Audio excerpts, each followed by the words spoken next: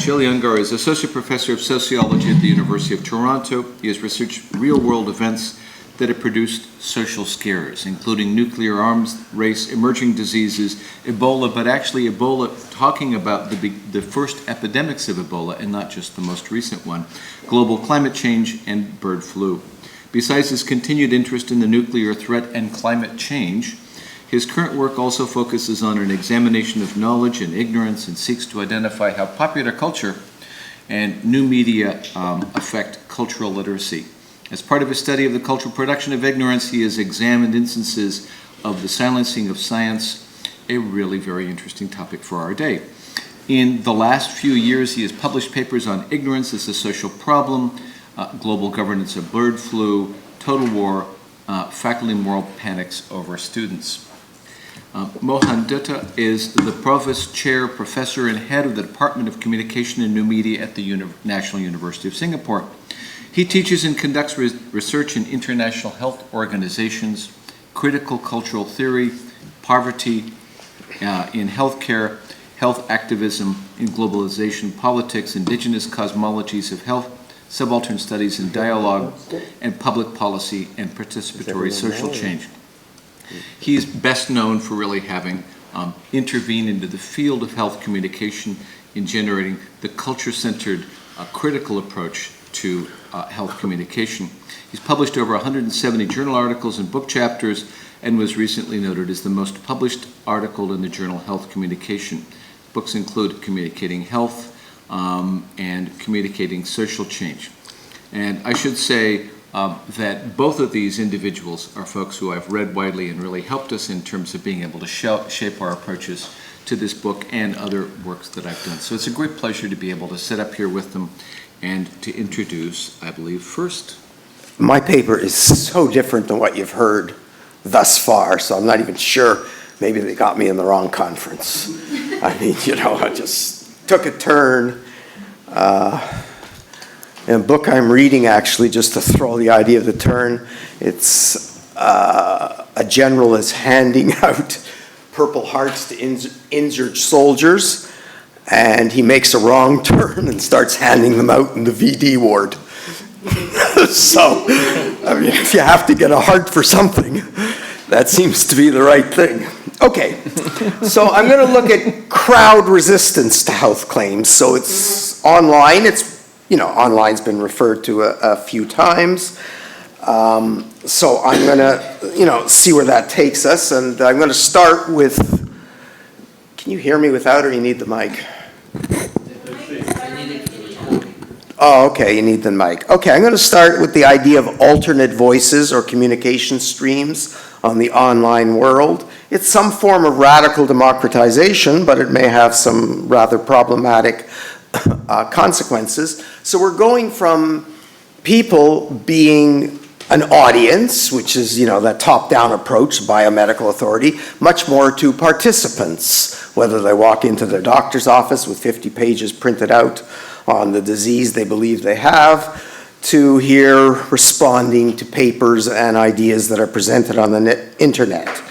And in a way, it's been difficult to recognize how much has changed.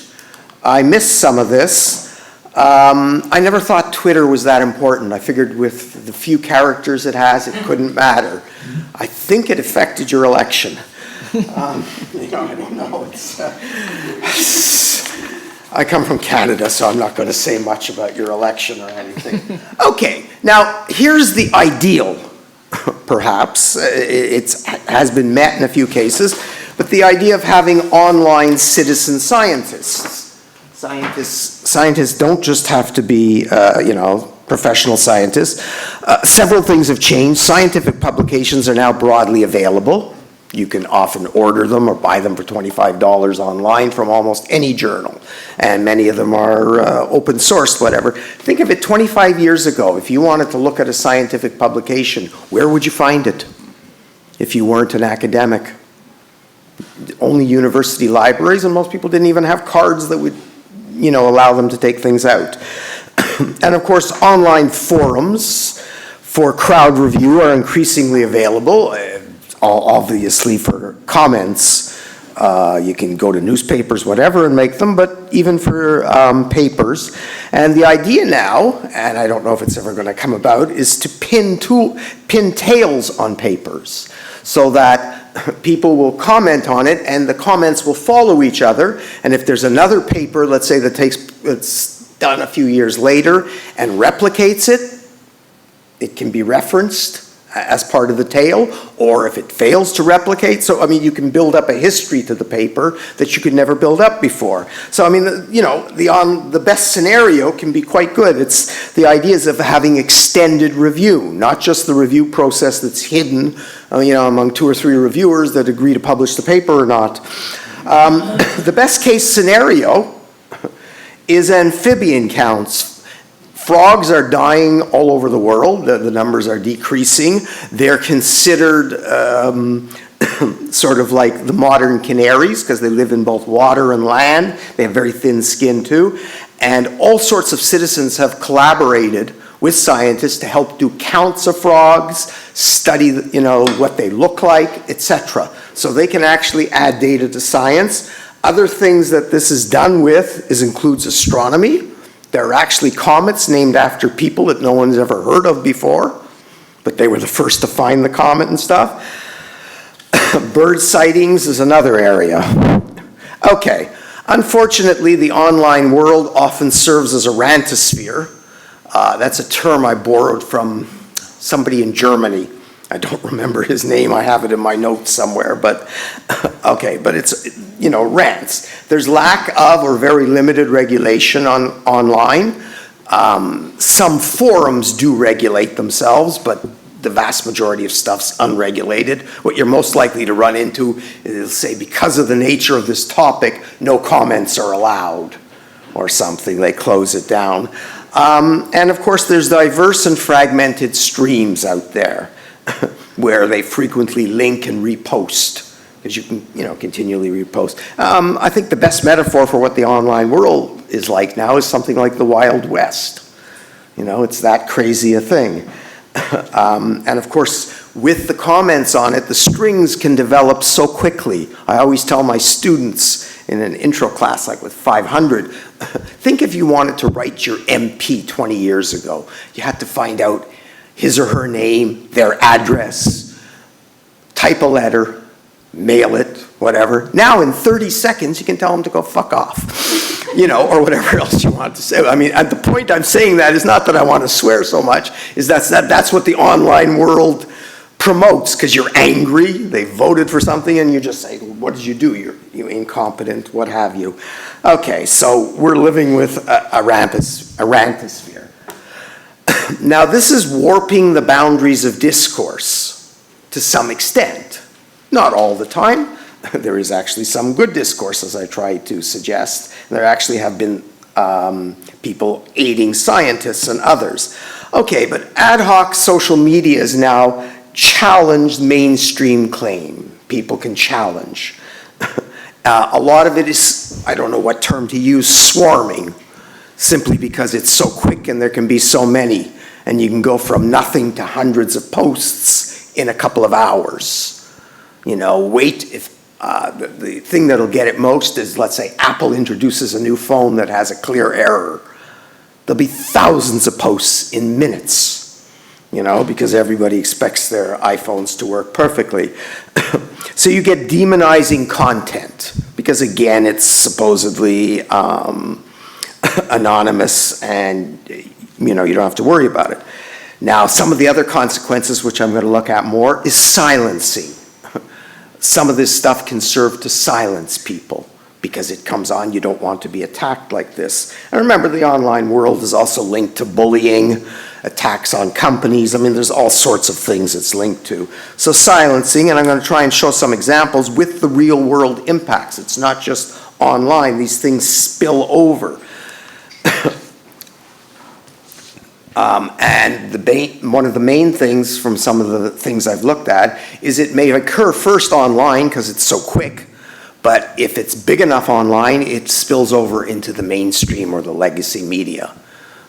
So it sort of has a secondary impact. And of course, that helps with the real world consequences. So it's more than just communication as such if it spills over. Okay, so I'm looking at 3 case studies of online incivility. Okay, the study of secondhand smoke, which directly links to health, the hockey stick paper, which if you don't know what it is, I'll explain it in a minute, and H1N1 and the associated vaccine, and I'll refer to your book a little bit because we came up with somewhat different results based on our studies. Okay, so 3 case studies. The first one is smoking, secondhand smoke, right?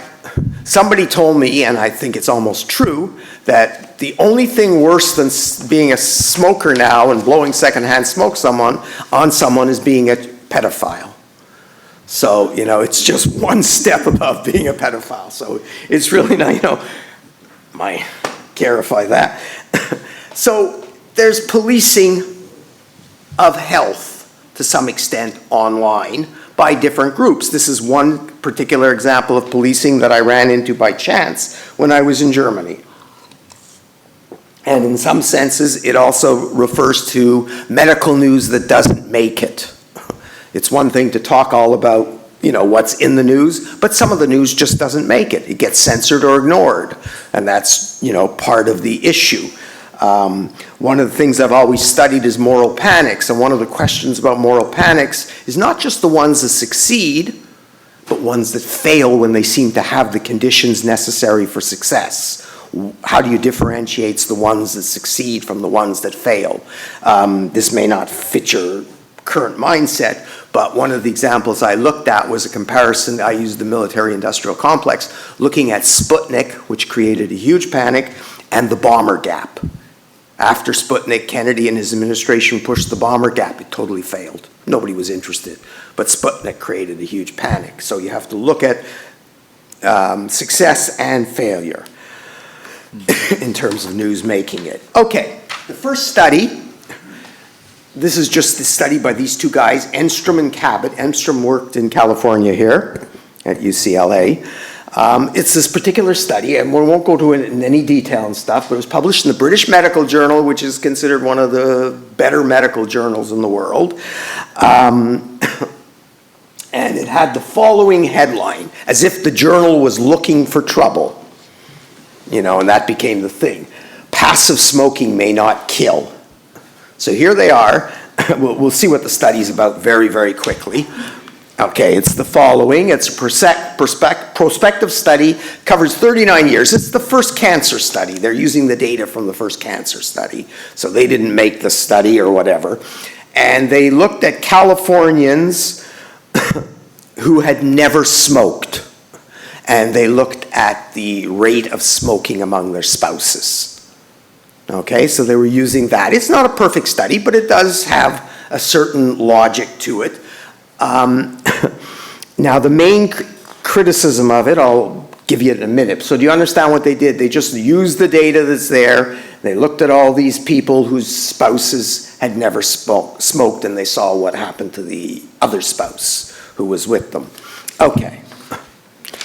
Here is their conclusion. It didn't support a link between tobacco smoke and tobacco-related mortality.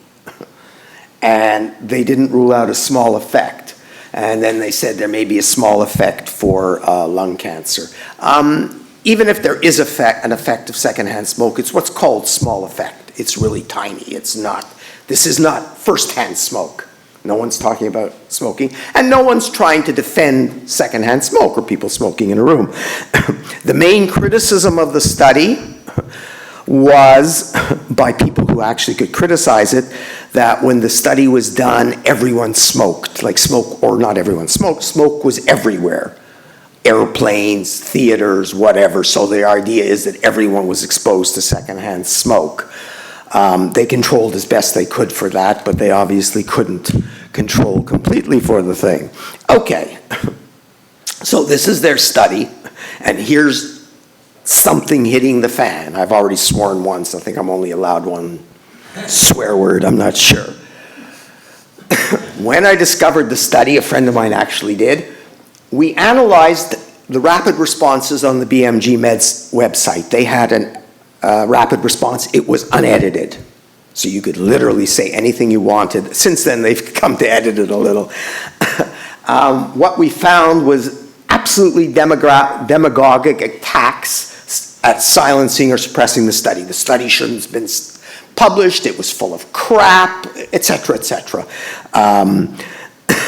There were ad hominem attacks on the editor, Richard Smith. A quote from him: he went from hero to pariah in one easy jump. He actually wrote an editorial on publishing the study. He also put in the journal, in the next version and online, a pre-publication history, which gave you the reviews of the original study. No one ever does that. It's virtually unprecedented, but there was so much feedback.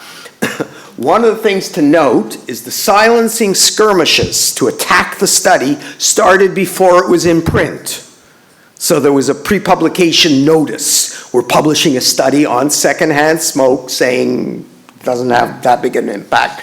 And the American Cancer Society, the British Medical Association, and several other things were already attacking it. They hadn't seen the study, because it wasn't available. Here's one of the examples, and this is one of the nicer ones.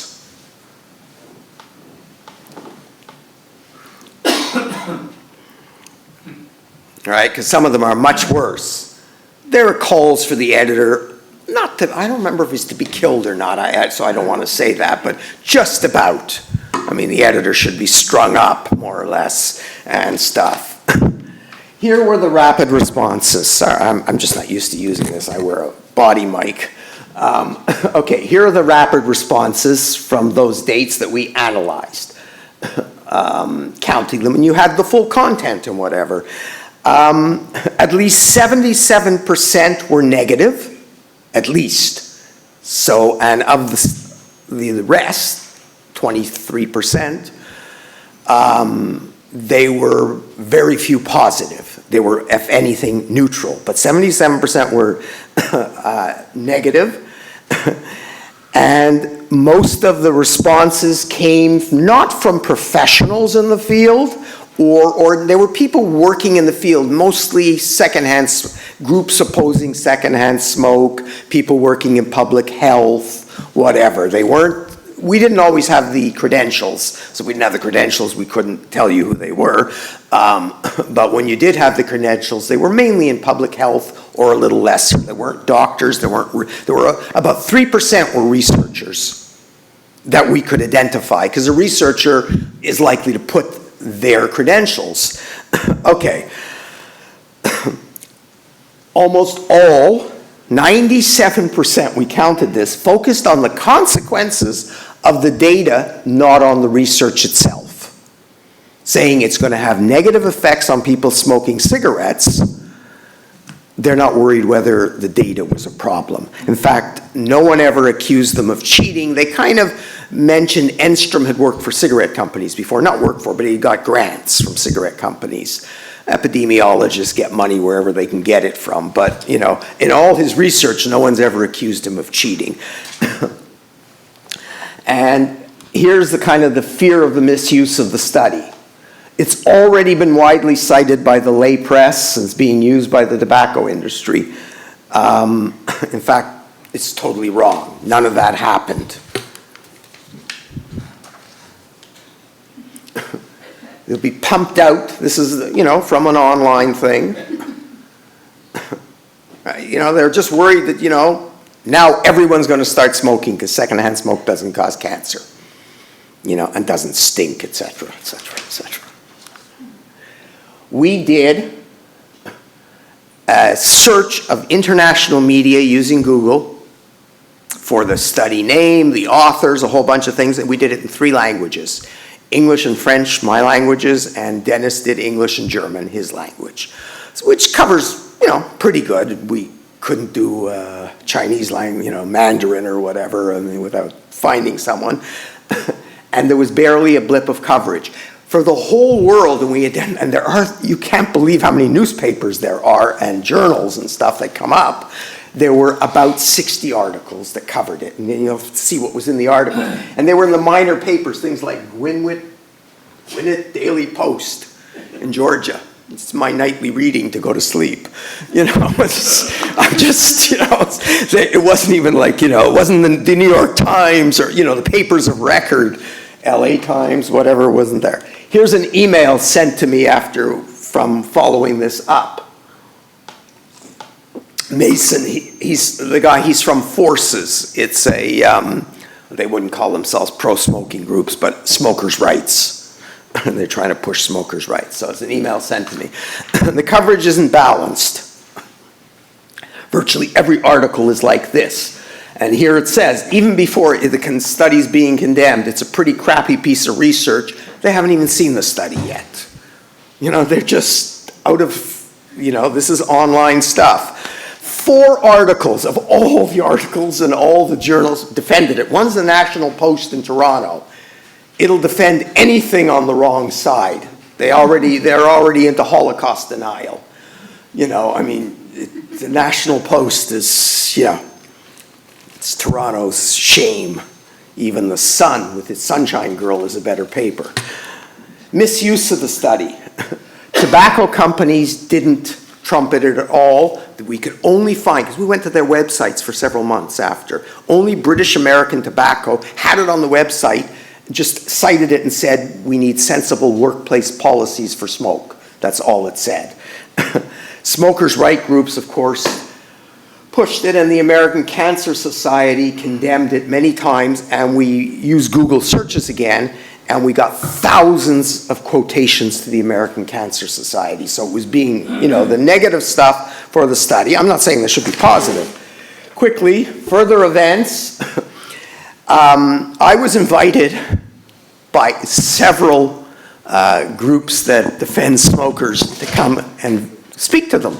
Not that they realized I had nothing positive to say about secondhand smoke. I just did the study and stuff. One even offered me about $5,000, but I didn't go to any of them.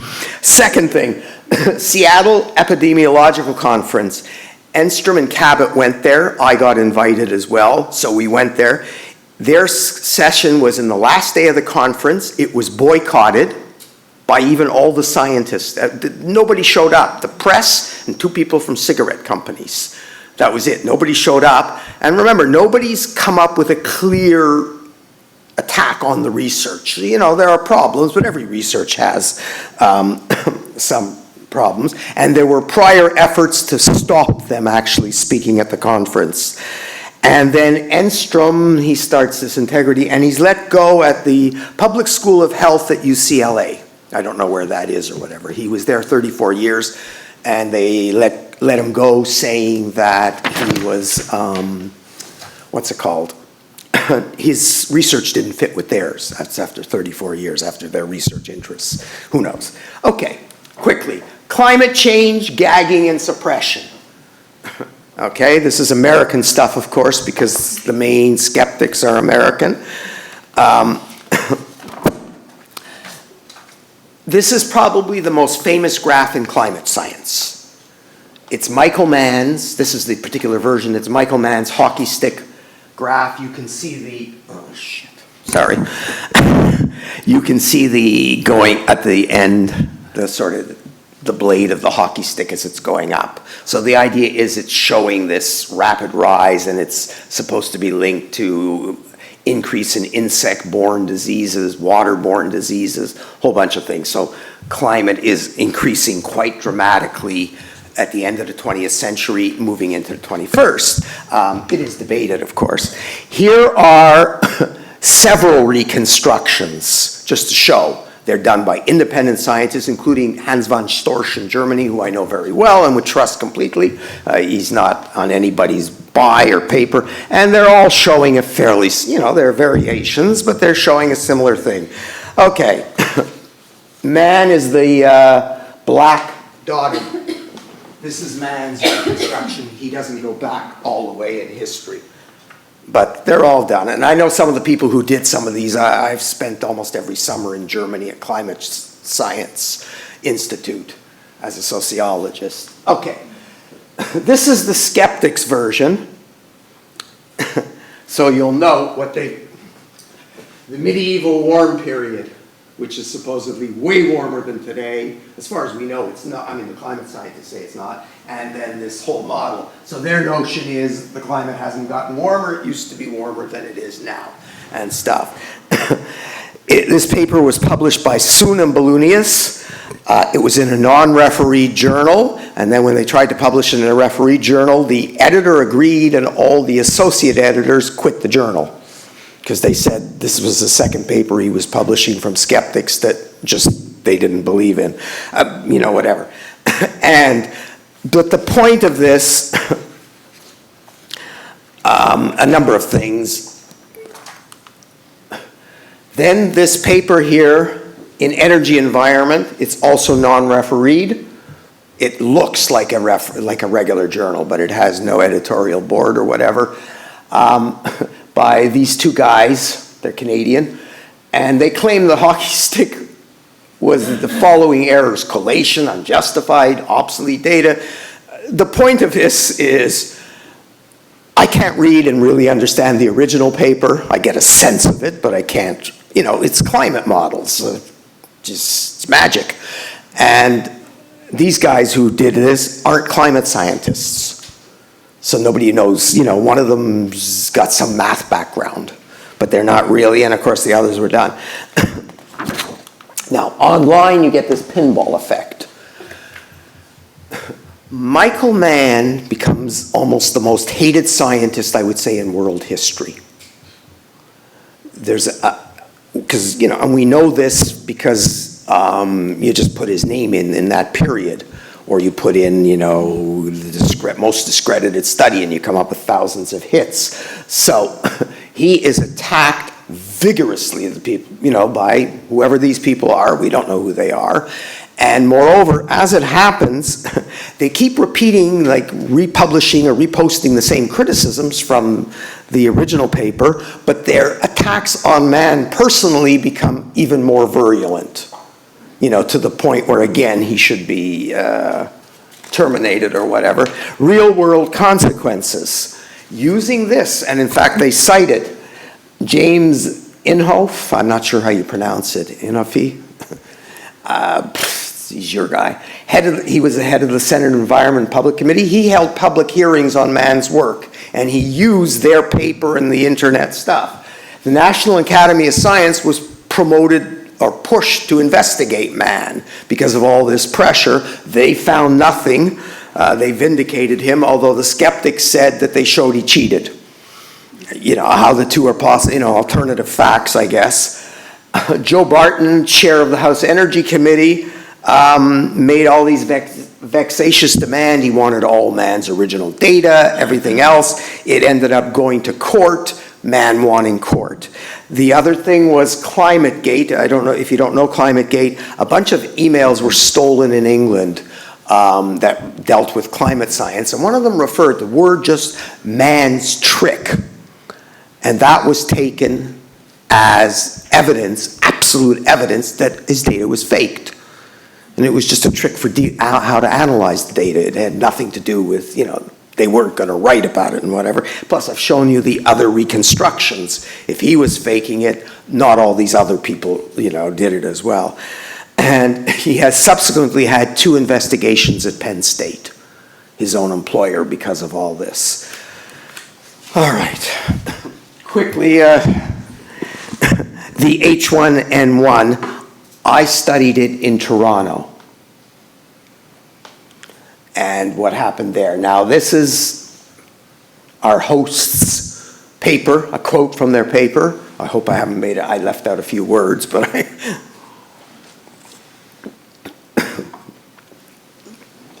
So they're talking about the success, basically, from your paper of health officials and journalists in structuring the debate. And of course, this was the CDC, and they mentioned some guy, Dr. Besser, over there, who was one of the better health communicators on this at the time. And of course, the big difference being in Canada, they didn't use the CDC, they used the World Health Organization. and we don't have our own, really, organization. So Toronto, and this is stuff I collected in Toronto, the data online. The World Health Organization, at its worth, warned of 2 billion cases, 2 to 10 million deaths. H1N1 turned out to be relatively minor. And, again, it's somewhat local too, because your study, I forget what city did you use? Well, we were looking at all U.S. coverage. Oh, okay, all right. This is just Toronto, and I limited to that.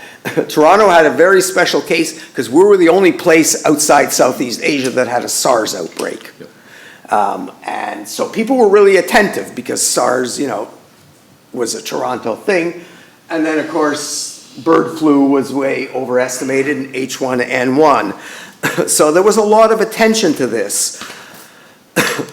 Now, the one thing in Ontario is the extreme overhyping, even after the virus had proved to be fairly mild and really wasn't very problematic.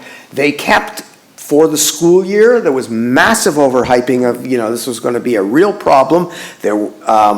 People would be sick as hell, and the death of the student didn't help, but one student died. And they kept worried, the new strains. The next thing they kept worried about, lung infections, because they kept comparing it to 1918 Spanish flu.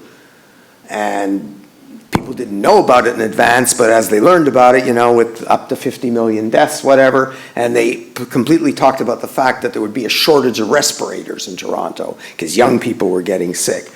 And this part was extreme. Government, business, schools, everybody set up academic action plans. In fact, at UAT, I was forced to be on the committee, volunteered to be on the committee, setting up our academic action plan. Phone number, trees, in case things had to close down, special locations for exams. I mean, Toronto was set up for, a nuclear blast would have been better. So there was a large gap between the scientific warnings and the progression of H1N1 as it was in Toronto. The pandemic, again, by using the Google thing, dud was the most common term, but then it went over towards fake. That was the real difference. One thing to say, okay, you missed, what have you, and it was first online, then picked up by the media, because you could see it online, and then the regular media starts picking it up because they're going to Twitter and other sites, and they see it. Now, the vaccine, and you do mention in your paper that the rollout of the vaccine was a bit of a problem in the States as well, but here it was just a horror. Initially, it was intended for people most at risk, pregnant mothers, etc., and you couldn't get it the first 2 weeks. The only problem was when the first 2 weeks ended, nobody went to the clinics. They ended up shutting down most of the clinics. They had them all over Toronto because, the idea was they were going to give everybody these shots and stuff, but people voted with their feet. They just didn't go to the clinics. And then, I'm almost done, the World Health Organization is cast as folk devils, and you actually, I had in my data set statements from heads of them and people working for the World Health Organization and others saying things like, we weren't cheating, we're not attached to big pharma, we weren't in this for money, this was just our best guess, etc. And by the way, that went on in England, you mentioned it, but it went on in England as well too. The United States had, by then, a weaker reaction, but in England there was also an attack on the medical professionals, whatever. And I just ended quickly here because I don't think I made it in my time thing. But it went from crowd review really to crowd trashing. But the real thing is, it's not just that there's these negative things online that you mentioned, where's the AMA, you can't control them. And they so you have some doctor that tells his or her version of the truth, but the crowd sort of swarming effect is just there. And there's really I don't think there's any way of stopping it. You can try and answer it. Anyways, that's all I have to say. Thank you. Sorry for stepping away. Thank you, Charles and Dan, for organizing this panel and for having me here. It really is a pleasure learned so much today and looking forward to learning tomorrow as well. I will take a fairly critical perspective, but I think in some ways I have earned the right to do that as a health communication scholar who has sort of built my reputation as an interventionist, running interventions in the early part of my career. So sort of to give you a pretext of sort of the critical perspective that I'm going to offer, I just want to set the record in terms of what we know about the science of health communication interventions. So what we know so far is that most health interventions, be they health education programs or health promotion programs, have small to moderate effect sizes, small meaning 1 to 2%, moderate meaning 3 to 5%. Right? We hardly have interventions that have large effect sizes, and large would be about 9 to 10%. Okay? So in a nutshell then, what we know so far in terms of the body of knowledge about health communication is that health interventions are fairly limited in terms of the effects they have. But the public discourse of health education, health intervention continues to perpetuate the imaginary of the magic bullet. If you really look at the media effects literature, for a media effects person, we no longer talk about magic bullets and strong effects. We talk about limited effects, mediated effects, and really where you come to the study of health and interventions with the sort of humility understanding that interventions are fairly limited in what we are able to achieve. So from that standpoint then, I will argue that when we think about the health inequities globally and the ways in which these inequities are distributed, they are tied to communicative inequalities. In doing so, my thesis would be that we need to expand how we think about communicative inequalities and perhaps reconfigure and re-theorize the very fundamental meaning of communicative inequality and the production of knowledge as a site of communicative inequality. So in doing so, first of all, I want to go back to the holy grail of effectiveness, which continues to reiterate and reproduce the transmission-based model where communication is equal to information. The role, therefore, of effective health communication interventions is simply in disseminating the intervention. It is the classic diffusion of innovation model. The emphasis then is on figuring out the best way in strategically diffusing the intervention. Now we have moved, of course, from the traditional diffusion of innovations model, which was simply about placing the information in the right kind of channel, to what we call strategic communication, the development of appropriate strategies, or more recently, behavior theories and theories of nudging effects. I mean, you had a whole center in the White House on social and behavioral studies of nudge, and I would argue that that is the new obsession. That is, how do you design spaces and communication in ways that would nudge people to change their behavior? So media and communication channels continue to be imagined as conduit for dissemination of information, with the idea that there is the correct information that then, if imparted into the audience, would produce positive effects. So media as information disseminator really work toward translating realities into the minds of audience as xeroxes or photocopies. The notion that builds on this then is that media traditionally work as persuaders, with the goal of the interventionist is to design effective messages that would produce cognitive, attitudinal, and behavioral changes, the CAB model of change. The thing that is very interesting in this is that I continue to see this framework be now articulated in sort of cultural studies articulations of media and health, where sort of it would begin by talking about how audiences receive messages and then end with the imaginary that we somehow want to develop effective messages that would go about changing people's thoughts, beliefs, attitudes, and behaviors.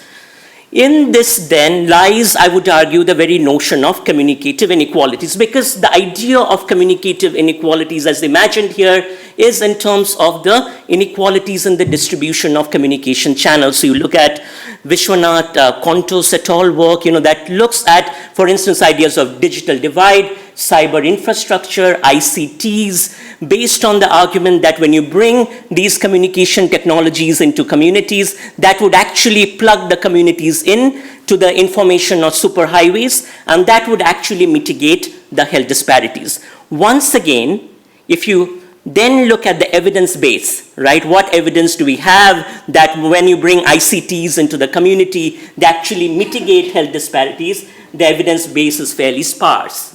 Let me give you an example to elucidate this. There is a lot of ongoing work, for instance, on bringing ICTs to what's considered the third world, right? So you bring ICTs to, say, slums in rural Mumbai or in rural Andhra Pradesh. You bring information kiosks and you fill them up with health information with the idea then that you would now get a health educated and health informed public. Does that happen? Most of the evaluations that take place then that look at these kinds of ICTs suggest that once you bring these technologies into communities such as, say, a slum community, the kinds of uses of the ICT is mostly for entertainment-based uses, for downloading music, passing songs, not really for information-oriented and health literacy-based functions. And the idea behind that is very simple. You have created an information superhighway, but you haven't addressed the larger structural issues of health, larger structural issues of societal organizing. So of course, you're not going to have technology that's going to come voila and transform people as if it's an injection. And yet, in spite of this limited evidence base, we continue to invest in intervention after intervention. So this is what I call the propaganda of the intervention logic, that invest sums of money in building technologies, building infrastructures, as if somehow they would build all the good things, right? Civic participation, health, democracy, but with very little evidence that actually any of that happens. So in terms of the logic, the way to approach communication inequality in this broader literature is that you build infrastructures of communication, such as cyber infrastructures and information, superhighways. This, I argue, continues to replicate, and I would say, the racist logics of communication theorizing, which goes back all the way to Wilbur and Schramm and Daniel Lerner and the theories that you would bring, or Ethel de Solapoul's idea that you would bring technology into communities and technologies would bring communities into democracy, right? So if you look at the classic studies of media as technologies in the Middle East, so the Middle East was a backward space. You bring the technology and boom, it transforms the Middle East into a democracy. Unfortunately, that very racist logic continues to be replicated in how we think of communication as a solution to inequality, where sort of we give the language of now communication as empowerment. So we use all these nice words, participation, democracy, but all of that is built on this idea of empowerment as if it is some expert at the center that would come, bring the power, give the power to the people, and then they will come and participate. Yeah, so you're still, as an expert, giving the power and teaching them the mantra of democracy and participation. So in this kind of a framework still, and this is the amazing part, right? The notion of democracy mediated through technology is offered through the mechanics of the market into the communities. So when communities are targeted through technology, that is also mediatized through mechanisms of the market. So when you think, for instance, of ICTs, I take the example of Grameen, right?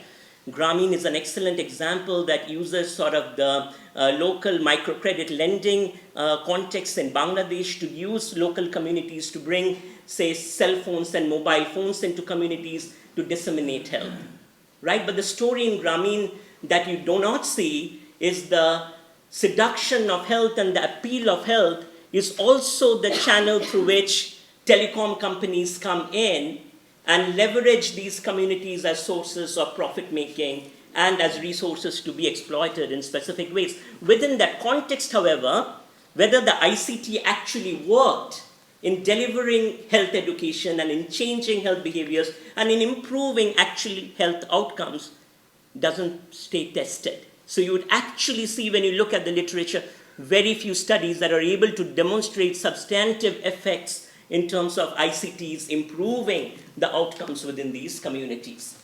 Within this picture, then you have a whole bunch of development agencies, foundations that push this model of technology as being the mechanism for bringing about health as information into the target communities. So in this sense, then, if you look at the big picture of the global flow of health communication, this sort of the world systems theory framework continues to hold. So you have health information, health technologies, health communication being manufactured in the global north and disseminated into the global south. So the south emerges as the passive recipient. Now you might say, sure, we have learned in the 80s and 90s, and now we invite the anthropologist and the cultural scholar into the team that works in the team. Yeah, but that has actually co-opted the language of culture, community, participation to precisely push this top-down logic. That hasn't become inverted. So participation is the new buzzword for this expertise-driven framework. So now, through local actors that are participating in the table, we have just found more effective ways, we imagine, of disseminating the interventions into the communities. So in terms of the fundamental production of health knowledge and what does it mean to be healthy, I would argue that that knowledge continues to reproduce the inequities that we see globally, which is knowledge is produced at centers of expertise in the global north and disseminated to the global south. Now, one might argue that in contemporary manifestations of the health interventions, we see brown scholars, people like me, that are also part of the team. So I'm part of a WHO team, I'm part of an USAID team that is running the interventions. But we have been co-opted into participating after buying into the logics of colonizing that would fit in with the logics of the status quo. Meaning that I come into the table with the idea of how do you configure participation so that we can design effective health knowledge to disseminate into the communities, not to interrogate the fundamental basis of this knowledge production. So who produces knowledge is a critical question, and here I'm sorry to bring the holy grail of Paul Farmer and Melinda Gates into the picture, but this is really the image of the experts who produce global knowledge, right? So you have the white messiah that comes from the global north and saves the people in the global south. So it is very much that ridiculous rhetoric of lifting the burden of the soul. The white man comes, brings the innovation of the vaccine or the innovation of the solution and uplifts the community. In this sense, then, solutions pushed through new technologies are mediatized through the market. I mean, you see excellent examples of this. For instance, when you look at how Gardasil, the PAP vaccine, is pushed in India through PATH that collaborates with the Gates Foundation into rural communities in India. And often, as I was sharing with Charles earlier, without taking the informed consent of the families that are recruited into clinical trials. So you talk about the massive inequities and the ways in which they raise questions of ethics that we should be asking. So brown-black bodies emerge as narrative seductions for the flow of financial capital, where the intervention on the brown or black body fuels the flow of finances and profits through various kinds of alliances and networks that we can think of.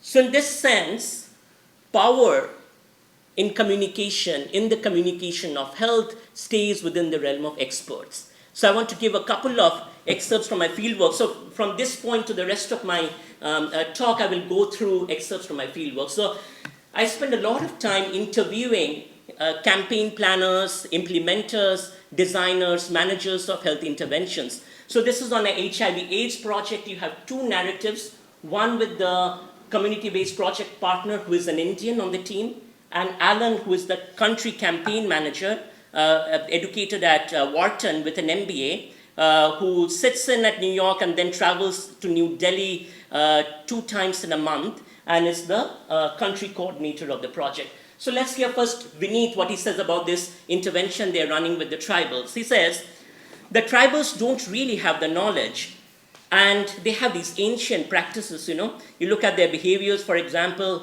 very sexually promiscuous. The initiation rituals, they start in the village, and boys and girls go with who they want to have a relationship with.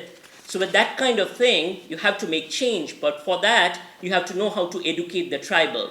Things like using condoms and how to avoid so many partners. It will take a long time to change. So you see the emergence of the tribal culture as a stigmatized site that needs to be change through the intervention of the campaign. Alan has something further to say. So because all of these beliefs the tribal has, the campaign has to change how the tribal sees the world.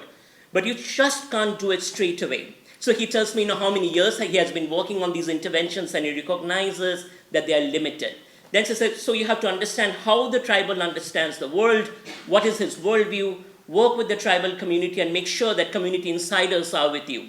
The tribal leaders will have to be convinced, and then it will all work. So you see the idea of communication as cooptation, as participation. So as long as you convince the tribal leaders, voila, everything will smooth out and it will start working. So in this sense, what I would point out is that the notion of participation reproduces communicative inequality, where your idea of the agentic capacity or the subjective position of the tribal elder is one that simply is again stupid enough to be convinced, and as we will see in my later narratives, that indigenous people are anything but stupid. I'm saying this to a room full of anthropologists. I apologize for sounding so trite about this, but that in the tribal worldview, it is not as simple as, hey, you invite me and I will get persuaded and then I'm going to do what you want me to do. So there is a series of frameworks that arise from this participation, cultural sensitivity approach, community-based participatory research, community empowerment, the notion of information disseminated through participatory techniques, and voice as a method of public engagement. So I would argue that these are the tools of neoliberal reproduction of health knowledge, where now in contemporary configurations of health knowledge, participation is the tool that actually serves the agendas of the dominant power structures. The language of organizational listening, so organizations pretend as if they're listening to community, public engagement, giving voice to communities, become methods through which the neoliberal enterprise continues to reproduce itself. So in this backdrop, then, I suggest that in order to problematize communication, we have to connect it to structural inequalities. We have to connect it to material inequities in terms of inequities in distribution of health resources, but also connecting it, as Nancy Fraser would argue, to thinking of communication as opportunities for recognition and representation. So very simple questions. Who gets to be recognized? Who gets to represent? Who is doing the representing? Are, for instance, the communities that are framed as target audiences participating in on the table? In whose terms? And who is shaping that terms of conversation? So in this sense, then, I would argue, communication in the traditional sense of democracy promotion, bringing technology into communities, actually works as a site of erasure, but going back to Spivak, no longer is the subaltern disconnected from these sites of erasure because they are not mobile, but they are pretty much the new subaltern in a sense that they are the sites of profit-making. So through these processes, for instance, the body of the subaltern, you talk about biopolitics, the body of the subaltern, the knowledge of the subaltern, you take examples of neem, basmati, turmeric, can be turned into knowledge that can be brought back into these centers of power, can be patented through unequal opportunities of representation, and then recycled back, right, without opportunities for actual accountability. So you have, for instance, you take the example of biopiracy as an example that precisely works through this logic, because the dissemination of technology now creates new sites of access to modes of global profiteering. So within this context, then, the culture-centered approach asks this question: how can we center meanings at the interplays of culture, structure, and agency to invert this logic? So with the simple question, what if we perform this exercise with the question that, what if subalterns produce their own knowledges, which they do? And what if these knowledges matter in the ways that they do? What if we acknowledge, for instance, that neem, which is an ancient Indian plant, belongs to ancient Indian communities that have learned how to grow neem, right, as a healing resource?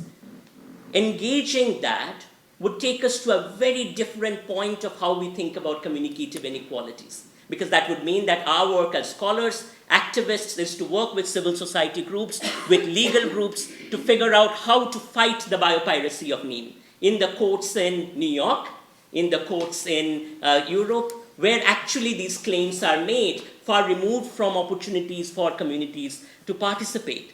So this idea of inverting then, right, this is McIntyre's universal corrective map, which says that what? Maps are produced in Eurocentric context, so you see the North as US, Canada, Europe. But if you were to invert them, there is nothing normal about that imagination of the map. If you were to invert the map, that would produce different kinds of power equities and thinking about power in different ways. So in terms of health and power then, I will draw upon a few narratives to demonstrate how communities make sense of these inequities of power. So this is from our work, and it is interesting because I would also argue that you have this global South within the global North. So in my field work, for instance, in the inner city in the US, in African American communities, you see the same kinds of narratives of powerlessness and voicelessness emerge. So this is the voice of Rosie Thomas, who was a lead community organizer for our Northwest Indiana Health Disparities Initiatives. So she says, the powerful want to tell things the way they see them, in their own way, in ways that feed their interests. So what is your role? Listen to us, work with us, collaborate on things that we can do on the ground that represent our interests. So in this context, when we were working with the Northwest Indiana Health Disparities Initiative, and this will go back to the conversation we were having earlier, they wanted to center the narrative of racism as integral to health. So they wanted, their main question was, all the racism that African Americans experience in the US, that kills us. But you don't have that narrative in mainstream discourse. You don't say, even when you say inequality and health, you don't say that racism is what kills African Americans. So her point was, why is it that we don't have the power to tell that story in that kind of a way? So then she goes on to say, it has been so many times that our interests are not really heard. The community feels isolated and no place to go to. So we work together in making the avenues where our voices can be heard in ways that they matter. Here is another narrative. This was shared by Nadamma with our Women Farmers project, where we work with women farmers, work with cameras so that they can tell their own stories of farming and health. So she says, when we hold these cameras, we tell our stories. So taking the camera is a way for us to take back the power. When we run the radio station, they run a radio station in the community, we tell the stories grounded in our lives. So it's not the money that the big people pay to sell these, their version of stories. So what happens in many of these rural communities is that a lot of money is pumped in by big agrochemical corporations to disseminate the advertising and PR functions of Monsanto, disseminating flyers and communication, targeting communities to say how wonderful, say, BT cotton is, the variety. And they say that we want to tell our stories. So the radio becomes a way for us to tell our stories, but also our methods of science, what we know from our experience of growing local indigenous crops vis-a-vis growing BT cotton. This is in the backdrop of farmer suicides in India, particularly in southern India, where you have one farmer committing suicide every 3 minutes. So it's an epidemic in that sense. So on the radio, these are the stories of what farmers are really going through here in Warangal and in Pastapur. So it is again turning the narrative of communication by owning back these sites of telling stories. So the epidemic of farmer suicides, as I have said, it has taken an epidemic proportion with large-scale suicides happening in the backdrop of the widespread adoption of technology-driven, privatized agriculture, moving away from indigenous forms of agriculture. The last 2 points are important. Farmers are targeted through aggressive advertising, community relations, and PR, as well as door-to-door campaigning. And then the last point, which is seed sellers in local communities now are bound to contracts with Monsanto or Monsanto-affiliated Indian seed companies, as a result of which this limits the types of seeds the farmers have access to. So there used to be polyculture seeds in these communities, and they have turned into monoculture seeds and monoculture agricultural practices. So here is a voice from a focus group of women farmers who say, as women, we are organized in our collectives, so we give out small loans, loan out land to other women, and give our own seeds as gift. We show how we grow food and our own way of growing food. This is what health means to us.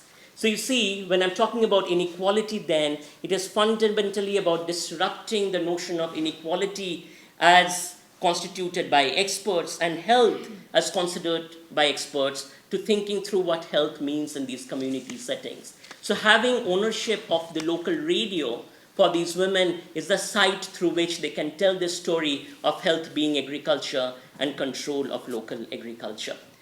So to wrap this up then, what I would argue is that when we think about communicating health within the broader context of global inequalities, we have to think about the radical possibilities of democracy.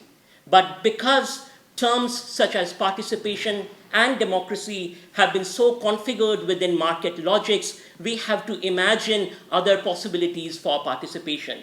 Surely, across communities in the global south, we see possibilities of participation and community that offer us hope for these radical possibilities of imagining health and well-being, grounded in community logics, but also grounded in ways that offer us epistemological entry points for reconfiguring how we think about health in the global north. So as I wrap up, I would argue that to culturally center is not about going local. Yeah? Because this is a critique I often get, is that are you then talking about developing these very culture-based logics locally? It's not just about going local. It is about learning from the local, developing an ethic of listening to the local to disrupt the global, and to disrupt the ways in which the global has been formulated in market logic. So to radically invert the spaces of the global and to make impure the conceptual categories that we inhabit in the global, so that these can be points for alternative imaginaries for health and well-being. Thank you.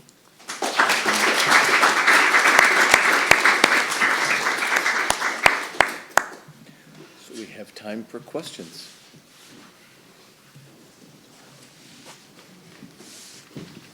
Leo. Oh, hello. Leo Chavez, UC Irvine. I just have a quick comment for Sheldon Ungar on some of the positive effects of having people be able to leave their comments on stories that are told. In the past, I used to get quoted in the paper for that people deserve access to health care, for particularly immigrants, because how hard it is to get health care. I would get tons of letters. Then when the emails came in, I'd get hundreds of emails. But when they started being able to post their rants, they got pissed at each other. And someone would say something, someone else would say something. Pretty soon you had hundreds of commentary. They forgot about me. So I kind of thought that was that was kind of a great thing, actually. So I'm kind of pointing out a positive thing about the rants. Yeah, just remember, I did start off on the ideal situation where, you know, people are actually making contributions and stuff. But yes, thank you. Shakti.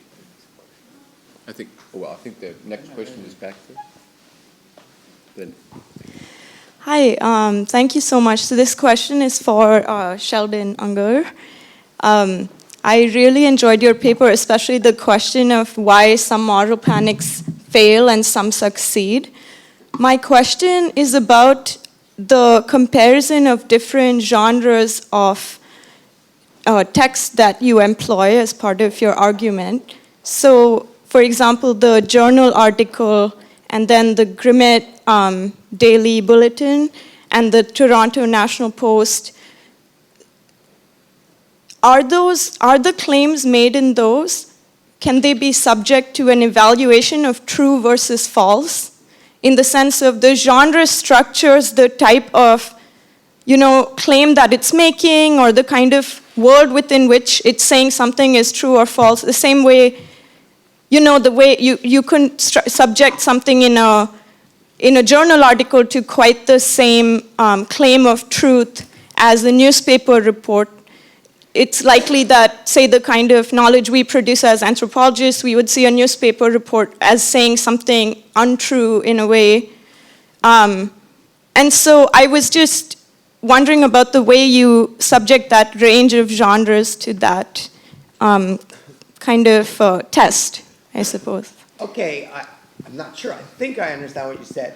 The point wasn't to compare them directly. It was a journal article. It was in the British Journal of Sociology. Then there were these comments on it that made all sorts of claims. So then we went on to try and test the claims to see if, in fact, lots of newspapers were covering it and saying secondhand smoke wasn't necessarily dangerous and stuff. So that was basically what we found following out the research from the original article. So they're not equivalent to each other. It's just to try to see what were the consequences online and in regular newspapers to this publication. And essentially, it was ignored by most newspapers, and the ones that didn't were negative towards it. So I'm not sure if I answered your question or not. Yeah, I see what you mean, that you were kind of seeing a range of responses as to who took this seriously in a way, or who was more responsive than Yeah, others. it was the idea of silencing, essentially, because that's what we really found. And similarly, trying to silence climate change. I mean, I didn't mention, but President Bush used some of the negative stuff about climate change to take it off the EPA, and I think Donald Trump's also taken off climate change from the EPA site. So, I mean, these things are, you know, online, they're massive responses to something very quickly, and they seem to have consequences. People actually use them as if they're meaningful. I think Nick was next. Dan. I was just thinking how one would ask a question of both papers, because on the face of it, they're very different. But let me have a go. It may just be my jet lag raving. But it seemed to me both of you, in very interestingly different ways, were encouraging us to rethink communication, processes of communication in much more complex ways, involving many things we don't normally count as part of the process of communication. So in a sense, both your critique and the positive hope at the end of your paper, Mohan, was saying that, you know, community inequality has to be rethought in terms of structural inequality. I totally agree. But positively, when it's corrected, when genuine voice, communicative voice is given, that's because the whole configuration of actors in the society has been changed. I think that's absolutely right. But Sheldon, I thought the picture of what's going on in these sites is really fascinating, because it seemed to me about a profound shaking up of communicative authority, the sorts of authority we just assumed was there in relation to scientific papers, medical authority, is just almost unsustainable now under certain conditions. But why? Well, it seemed to be a lot of heterogeneous things. On the one hand, just stuff is circulated differently to people who never used to get it before, or stuff sticks in a way it couldn't stick before, or people are encountering each other in a way that they would never have come into any encounter at all with each other before. And when they do, the result is abuse and so on and so forth. These are changes in the configuration of space as much as anything, and space and time. And yet they have this extraordinarily powerful effect of undermining the authority of the voice in any one context. And I just wondered if you could think about that, because I thought they were both very interesting attempts to completely reformulate how we think about communication in terms of many other things. Does that make sense? Yes, that totally makes sense. And thank you for that comment, Nick. I think, you know, the one point that you're trying to get at is we need to really theorize power and go back to theories of power in how we think about communities and relationship of communicators with communities. So in that sense, it's also a restructuring in some ways, or reorganizing of the relationship between communication and community, so that no longer the community comes to be through a technology of communication, but rather communication as an organic process that emerges from within community networks. Okay, I agree with your point about a degree of democratization, because now people can answer back. The one thing to remember is the vast majority of scientific papers are not commented on by the general public. They're not interested. In this case, secondhand smoke, and now they're into third-hand smoke. I can't even figure out what the hell it is. Somebody smoked there 8 years ago, and I can't sit on the couch. So secondhand smoke is a controversial issue. Climate change, especially in the United States, you don't get this so much in Germany. And then the H1, a viral outbreak that turns out to be something of a dud when, the government's prepared all these things. But I think, most papers, no one cares. It's just, they have to be controversial in the first place, and perhaps already somewhat organized groups behind them, that are working at it. Certainly in the first, the third, the second, I think all of them had some sort of organized group behind it. With the vaccine, with the last one, it was the anti-vaxxers too that got involved. Because, there's a fairly strong anti-vaccination thing out there. Some celebrities are in it, although that may draw away from its reality. But the fact is there are these anti-vaxxers. And you can draw on it not just for particular diseases, but for flu and stuff. I think I forgot to mention, the year after this, the regular flu shot, that you get for the annual flu, the number of people that got shots dropped quite substantially in Toronto. Probably 15 to 20%. People, just didn't bother and stuff. So it does create an impact. Dan was next. Yeah, it's kind of a continuation of the same discussion, but Dan, I can I was- ask you to use that? Oh, sorry, yeah, so kind of continuing the same discussion, I was wondering, Sheldon, about the kind of analytical framework that we need to understand what's going on in these cases. And as Nick was saying, they seem to me very, very heterogeneous, right? So in the first case, it seems to me that what's going on may be something actually very traditional. So you have a lot of the public health establishment, American Cancer Society and so on, that doesn't like this intervention. There are comments posted, which is interesting, and it would be interesting to know who they are. But the fact that, for example, the media doesn't cover this, I don't know that that has anything to do with the comments that are posted online. It seems to me that we would understand that by a kind of normal model of elite influence on media, and the fact that all of the major public health institutions are negative to this would be enough without anything about the comments. Okay. In the case of the climate change, social media are obviously part of the story, but in that case, a lot of this is documented about the roles of, both Republican politicians and the fossil fuels industry, and so on, and also Fox News in spreading these discourses. So it seems to me that whatever happens online has to be in that context.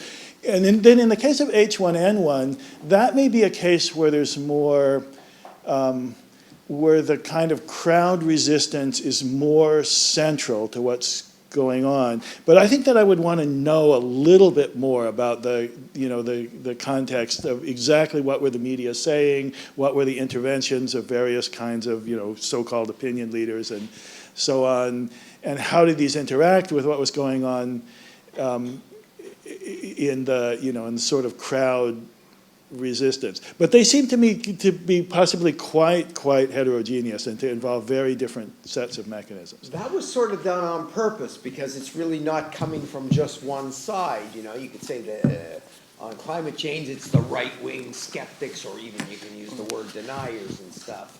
So it's worth looking at them and stuff. Because Barton, when he had his hearings, used that paper and, by McClintock and whatever, I don't remember their names, and he used the paper, and they focus on the fact that it's, so many people think it's good. They do bring up this.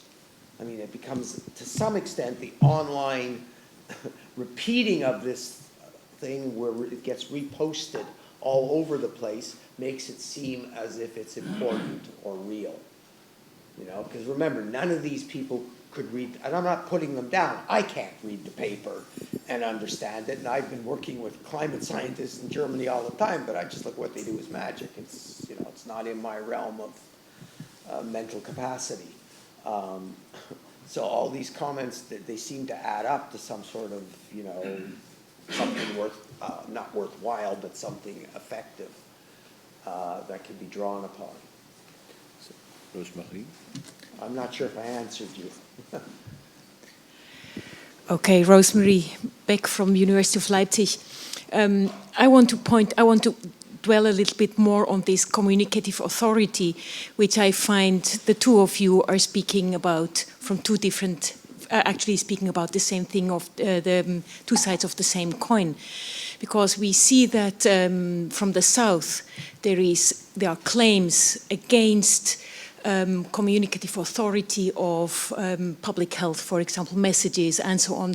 And it's just one example of what I see, I would say, Southern theory or theory from the South, that there is actually kind of disputed authorities in the North. And on the other hand, it's something which we see with fake news, alternative facts, post-factual era and so on, that there is also a kind of a disputation of traditional instruments of producing knowledge. So when you speak about your examples, I found very interesting the example of climate change, where you would say, yourself would say, well, this is a peer-reviewed journal and that is a non-peer-reviewed journal, and that already evaluates the validity of your source. You are making reference to it. Yes. To the traditional way of knowledge production, which is precisely criticized by all kinds of different groups.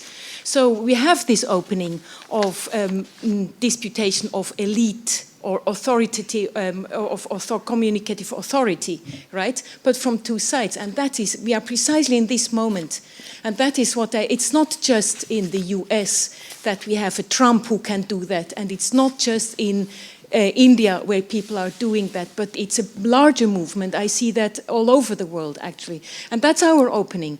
And that is where it is interesting now to hear your paper. We've been talking about that just during the break, about social change, moving away from, well, the kinds of knowledge production we had to datafication. And I think we could think maybe in that direction. I'm not sure. It's just kind of a hunch I have there. It was more a comment. I would just like to make the quick thing. Yeah, I agree with you about the review. It's not an absolute thing, but without review, then anything online can be taken as, you know, we're kind of trapped in a way. And yeah, but we are trapped. That's precisely my point. We are trapped in that moment. We are trapped in it from two sides. So where do we go from there? It's not just enough to say, well, that's peer-reviewed and that's what we can rely on. And these are the clever, we know how to, condoms are the solution, you know. We have come to an end with both sides of this argument. It's over. We need something new, a third, yeah. Can I add a couple of things? I think, so, you know, from the standpoint of the Global South and theorizing health from the Global South, I think absolutely that space of authority needs to be opened up because it produces all kinds of inequities and it certainly doesn't lead to improvement in health outcomes. You know, when, for instance, we interview community organizers working on, the foundation shall not name named, a project with sex workers in India, the community organizers that are supposed to give out condoms are sitting around chatting with each other and not doing anything. And part of that is because there is such a large gap between this production of expertise centered in New York and New Delhi and what happens in the community. And what is really interesting is talking about peer-reviewed journals, when then you see the meta-analyses or synthesis of the effect sizes that get into those journals, they are completely alienated from the reality of the lived experiences of what's happening with those interventions. And I don't even think the scientists that are writing this up have a clue what is going on in the community context. And sorry if that comes across as harsh, but that is the reality. So I think there has to be that kind of a critique of this kind of academic tourism, where sort of we go from the global north and we think that, boom, you know, we place some people in the community, they gather some data, and now we have the expertise to comment on community knowledge and produce knowledge, you know. I think Adela actually had her hand up earlier, and she may have gotten lost in the shuffle. I both had a comment and a question. I saw a wonderful documentary called Seed, which covers part of the story that you're telling transnationally, not only in India but also in India, in terms of the availability and the preservation of seed archives, and and trying to prevent that loss. And a second comment. There is a consortium of people preserving the websites. They're archiving the old EPA websites. They're going across the, and saving them and monitoring what's being deleted. So that is it's a piece of news I got yesterday. So it was a very exciting one to share. And I loved your ending, and it's a moment where we need hope. But it's so worrisome about the level of appropriation that you discuss. Are you seeing these movements as more powerful? Yeah. So I will give you one example. Navadanya, it's a community partner that we collaborate with. So Navadanya has started documenting all the indigenous climate adaptive crops that are now being patented by biotech companies in this new movement toward climate adaptation and climate resilient crops, right? So I think that's the starting point. Once you start documenting indigenous knowledge, you start working with lawyers, collectives, and start claims making. So the point of intervention is not in the South. The point of intervention is in New York and DC and in London and in Geneva, where sort of these disruptions need to take place. So I have a suggestion. Yes. I have a suggestion. I think that there are a number of questions. Why don't we kind of take them all, and then maybe you can respond to them collectively, if that's right, because I would hate to have us run out of time and not be able to get the engagement with the audience. So I think that you in the back were next, and then Rich Besser was after, and Lori Dorfman. Dr. Dutta, I'd like to thank you for your presentation. It was very enlightening. I was wondering if you could comment on the challenges you encounter in doing research such as this, in which and you are in some ways critiquing development agencies that have not only a lot of political clout in countries like Bangladesh, but also a lot of financial power in India and Bangladesh. So how do you go about doing this research? And you also mentioned working on some WHO panels. So it's sort of, a dual role there. How do you manage that? I'll be really interested in hearing. Thank you. So take the other question. I think that Rich Besser was next.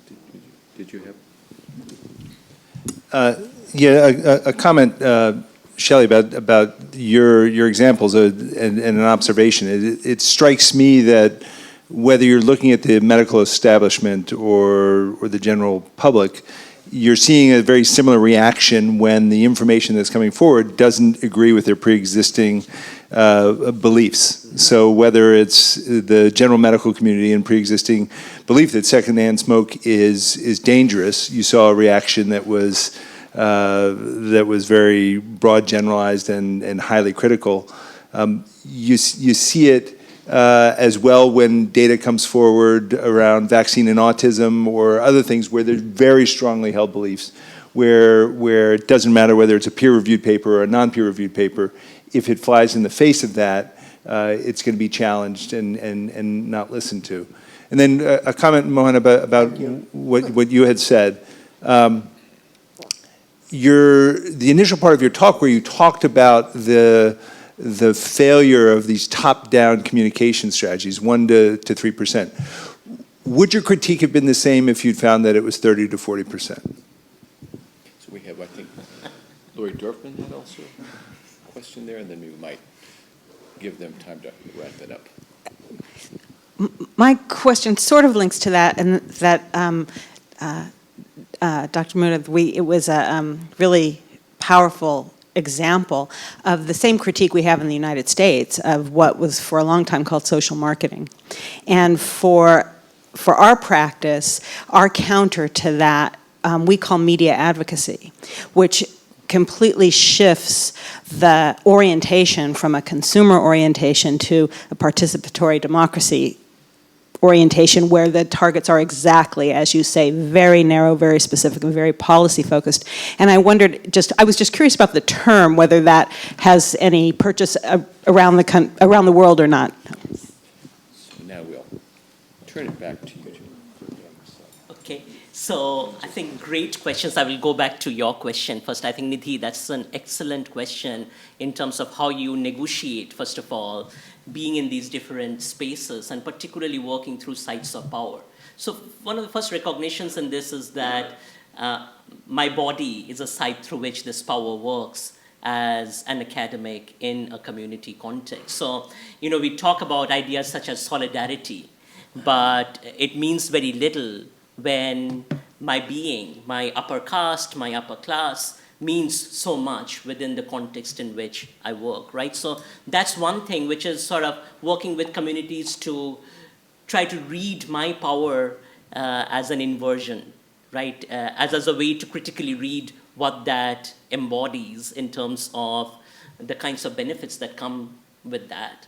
And then in terms of working with agencies or being at WHO, I try to be mindful, so sort of working through the tool of reflexivity, I try to be mindful of the seductions of that power. So when I'm offered, hey, do you want to come and work on this intervention, this much grant money, these many dollars, this summer paid off, or this course reduction, I try to be mindful of how much that relates to actually improving community health, community life, and how that fits with the epistemologies of community life. Does that make sense? So I think that's the negotiation, because on one hand, you work within community contexts where you are the power, and then you work with contexts of funders, donors, large organizations that embody the power. And I think that's that negotiation. And particularly thinking through how then that relates to radical democracy, right? So part of my reading then is, can I read WHO when I sit in the expert room of WHO, read those conversations and take back that knowledge to the community so that it can find ways of intervening. Does that make sense? So that's what I find inspiring, is to learn from these structures, to take back these knowledges that can then give tools for engaging with legal structures, say with biopiracy or patenting or TRIPS, because these are incredibly complex sites where communication works. So there's a lot of figuring out to be done. Just like what you're saying, I can't figure out the complexity of a patenting process. But if I can engage in those conversations and sort of taking some knowledges back, that might be an entry point. I want to go back to your question. I think that's a fascinating question. Would my critique be different if the effect sizes were large, right? And I think that's a really difficult question, because the way I came to this is through the recognition of the effect sizes being small. Recognizing that what I was doing was pretty useless. So I was getting my salary and getting my stuff and moving my career, but it wasn't really making a difference in community life.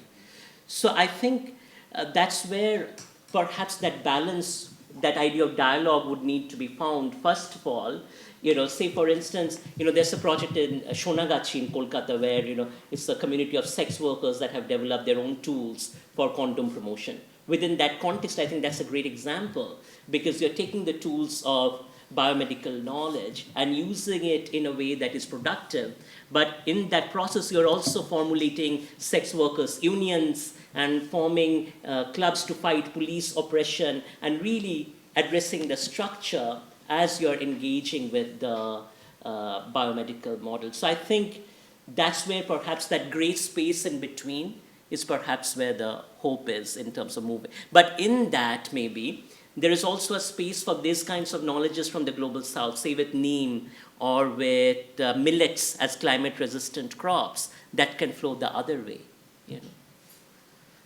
And then your point about, so, in my own writing, I write about this as health advocacy and health activism, really, so moving into activism. I didn't have a chance to show the work, for instance, we are doing with migrant workers, construction workers and domestic workers in Singapore. So that started from this kind of a culture-centered approach to defining domestic work and migrant work as workers' rights, and creating a media campaign on the basis of that, right? So health there is about the right of a worker to the basics of health. So that I see as advocacy, Shelley? Nothing. Right, well, then I think it would be my job as moderator to thank a wonderfully attentive audience for being here, in many cases for very long, and also for our two speakers for lively papers and responses.